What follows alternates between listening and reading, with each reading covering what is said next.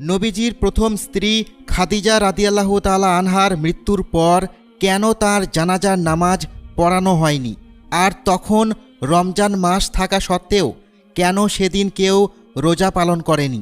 আল্লাহর রাসূল সাল্লাল্লাহু আলাইহি ওয়াসাল্লাম খাদিজা রাদিয়াল্লাহু তাআলা আনহাকে এতটাই ভালোবাসতেন যে যত দিন তিনি বেঁচে ছিলেন তত দিন তিনি অন্য কোনো নারীকে বিবাহ করেননি।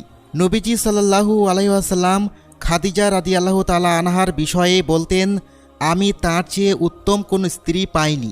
কিন্তু আপনারা কি জানেন কেন খাদিজা রাদিয়াল্লাহু তাআলা আনহার ইন্তেকালের পর তার জানাজার নামাজ আদায় করা হয়নি? মূলত এটা এই কারণে যে খাদিজা রাদিয়াল্লাহু তাআলা আনহা যখন ইন্তেকাল করেন তখন 5 ওয়াক্ত সালাত সহ জানাজা সালাত বা অন্য কোনো সালাতের বিধান নাজিল হয়নি। ঠিক একইভাবে হযরত খাদিজা রাদিয়াল্লাহু তাআলা আনহার ইন্তেকালের দিন